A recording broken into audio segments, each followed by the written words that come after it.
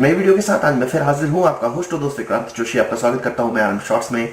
इसमें हम लेके आते हैं दिन भर की स्पेस और डिफेंस न्यूज की टॉप खबरें। तो चलिए जान लेते हैं। आज मैं गैंगटॉक में हूं और आपको थोड़ा सेटअप डिफरेंट दिख रहा होगा। ये होटल का कमरा है जो कि टीन शेड का बना हुआ है, क्योंकि गैंगटॉक में इसी प्रकार के घर हुआ करते हैं या जो होटल्स के कमरे होते हैं वो इसी प्रकार के होते हैं। तो इसी प्रकार के एक रूम में हूँ जो कि आपको थोड़ा सेटअप अटपटा लग रहा होगा। तो उन सभी लोगों से जो कि गैंगटॉक में रहते हैं या यहाँ के निवासी हैं और मेरी वीडियो देख रहे हो, तो कमेंट बॉक्स में जरूर बताएं। अपनी सबसे पहली खबर की बात करेंगे तो तेजस के SP-21 की तरफ से निकलकर सामने आ रही है। यह एक FOC वाला वेरिएंट है तेजस का। हम जानते हैं कि FOC इसको ऑलरेडी प्राप्त हो चुका है, पर इस प्रकार का कोई भी वेरिएंट इंडियन एयरफोर्स में इस्तेमाल नहीं किया गया है अभी तक।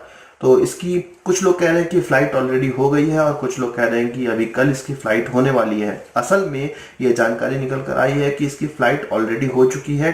टेस्ट फ्लाइट ऑलरेडी हो चुकी है, पूरी तरह से बन के तैयार हो चुका है और इंडियन एयरफोर्स को अब यह कल हैंडओवर होगा और इस हैंडओवर सेरेमनी में भी इसकी फ्लाइट ली जाएगी और इसी को ऑफिशियल फ्लाइट मानी जाएगी।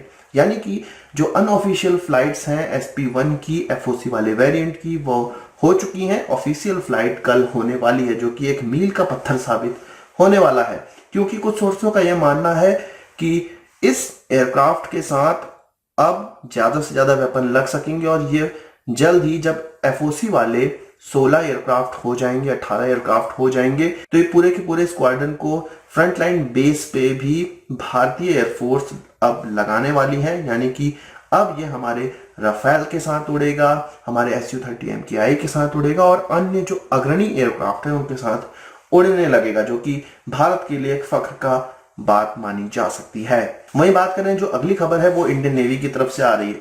यह एक अच्छी खबर नहीं मानी जा सकती है और इसको इंडियन नेवी के प्राइवेटाइजेशन की तरह भी देखा जा रहा है। कुछ लोग इसको देख रहे हैं। खबर यह निकल कर आई है, आपको पता है कि INS विक्रांत बनाया जा रहा है और अभी यह बन ही रहा है और 2021 तक ये कमीशन हो पाएगा, ये कहा जा रहा है।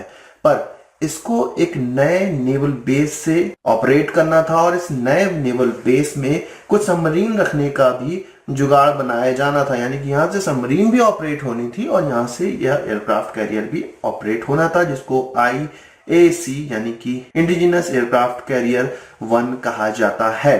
तो अब इसके लिए नेवी ने इस प्रकार का कोई भी नेवल बेस अभी तक नहीं बनाया है। और ये क्यों नहीं बन पाया? क्योंकि फंड क्रंच हो रहा है।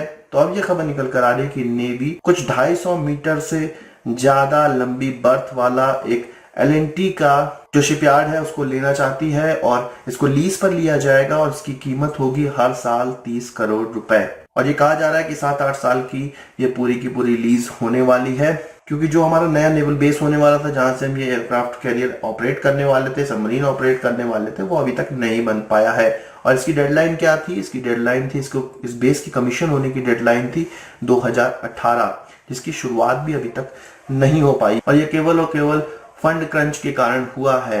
मिनिस्ट्री ऑफ डिफेंस को नेवी ने यह बता दिया है कि वो LNT का जो ये बर्थ है वो लेना चाहते हैं, उनके शिपयार्ड का बर्थ लेना चाहते हैं। अब यह मिनिस्ट्री ऑफ डिफेंस डिसाइड करेगी कि इस चीज की आज्ञा नेवी को मिलती है या नहीं। वही बात करें कोरोना पर, सार्क देशों के बीच में एक वीडियो कॉन्फ्रेंसिंग हुई। सभी देशों के प्रमुख सामने आए, हर देश के प्रमुख सामने आए, पाकिस्तान का प्रमुख देश के प्रमुख सामने नहीं आए। इमरान खान ने अपने एक व्यक्ति को सामने रख दिया और उसने अपने देश में होने वाली कोरोना के खिलाफ जो जंग है उसको बताया। आप किस प्रकार की जंग हो रही है पाकिस्तान में आप समझ ही सकते हैं। जो अपने स्टूडेंट को चाइना से नहीं लेकर आते हैं उनकी सीरियसनेस कोरोना पर हम जान नहीं सकते हैं, पर उन्होंने खूब बड़े बड़े भाषण दिए और बताया कि उनके देश में क्या क्या हो रहा है और सभी राष्ट्राध्यक्षों ने अपने अपने देशों के बारे में बताया और भारत ने भी अपने देश में क्या हम कोरोना के खिलाफ कर रहे हैं वो सारी चीजें बताई। और भारत का तो सभी विश्व ने देखा ही है, भारत से हेल्प भी मांग रहे हैं। तो भारत की तरफ से कोरोना के खिलाफ बहुत ही लंबी जंग चल ही रही है।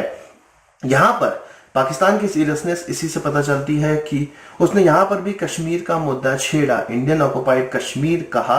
और लिंक मैं आपको डिस्क्रिप्शन में दे दूंगा उस वीडियो का। उस वीडियो को मैं नहीं लगा सकता था, कॉपीराइट क्लेम हो सकता था। मैं वहां पे टाइमलाइन भी दे दूंगा कि यहाँ पर इस बयान को आप सुन सकते हैं। इंडियन ऑक्युपाइड कश्मीर का नाम लिया और ये कहा कि वहां पे जैसे कम्युनिकेशन बैन है और वहां पे भी कुछ केसेस आ रहे हैं, तो भारत सरकार को ये चाहिए कि वहां पर ध्यान दिया जाए, इंडियन ऑक्युपाइड कश्मीर और उस कश्मीर पर ध्यान दिया जाए। वहां से जो भी बैन लगे हुए हैं, कम्युनिकेशन बैन, ये सब हटाया जाए। मतलब एक सार्क की बैठक हो रही है जो कि कोरोना पर है, सब कोरोना पे बोल रहे हैं, तुम भी कोरोना पे बोल रहे हो, पर लास्ट में पाकिस्तानियों को हगने की आदत होती है और लास्ट में उनके प्रधानमंत्री के ये स्पेशल सलाहकार हैं, उन्होंने लास्ट में हक दिया और इंडियन ऑक्युपाइड कश्मीर कहना स्टार्ट कर दिया और कश्मीर का मुद्दा फिर से इस बैठक में भी उठाया। ये जैसे ही उन्होंने बोला, सारे राष्ट्राध्यक्ष अनकंफर्टेबल हो गए और इधर उधर देखने लगे, जो कि ये बताता है, ये मैसेज देता है पाकिस्तान को कि उनकी बात कोई नहीं